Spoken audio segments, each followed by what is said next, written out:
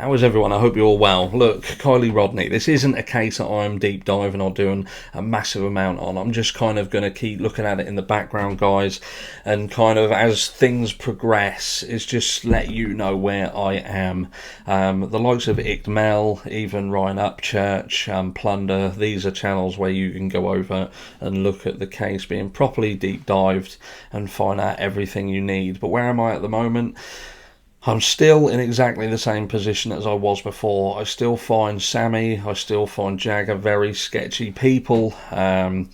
Look, if I was to say now what I feel happened, there seems to be some proof that Sammy was indeed at the party, or at least did turn up, or was going, I haven't seen any video footage to prove it, but it would appear that a lot of people feel, look, at some point she was indeed there. And if that's the case, I feel that this could well be one of two things, and that is that she was indeed trafficked. This was potentially a setup. I've heard it before. Let's Read, where they let people tell their stories, send stories in.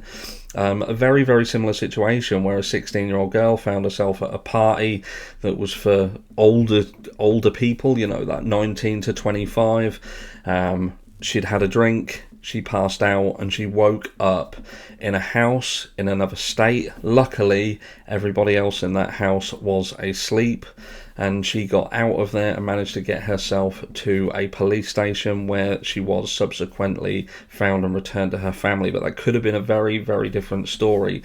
So we do know these things happen. Trafficking from parties, people being sold from parties such as this, it does happen. This is how people work. That's how they that's part of the functionality of the trafficking industry. People think it's all about young children, 5, 6, 7, 8-year-olds. It's not. There is a massive market for the 15 to 19-year-old, and these are the kind of scenarios that you would find yourself getting yourself into trouble. So if you are watching this video, or you're a parent of a child and you're watching this video, do tell them.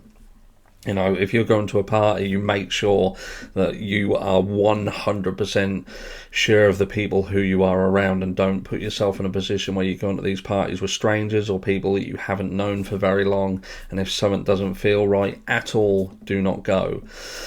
So yeah, I do feel that's a possibility. Or the other one is that, look, she was given something she shouldn't have had. She potentially OD'd, and she was removed from the party with her vehicle, and potentially her vehicle was put somewhere, whether it be in a body of water to hide. But this could have well been a cover-up of some friends. We use that term lightly, and I feel that this is something that could potentially be, because they made a very bold statement at the beginning that I kind of saw as an error, and that was that they'd said that she was too kind of out of it to drive. She shouldn't have been driving, but they allowed her to anyway.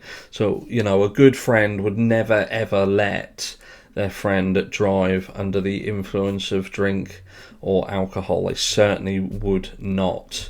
But to say that someone was looking to drive and they shouldn't really have been driving, that to me is kind of covering their back, as if to say, she was not in a good way and she went off in her car. And I find that as a huge, huge red flag. One of the biggest red flags that I've seen in any of the cases around here. That in itself, I would be pulling that person in and asking, why did you let her drive, and finding out as much as I could about that singular piece of information.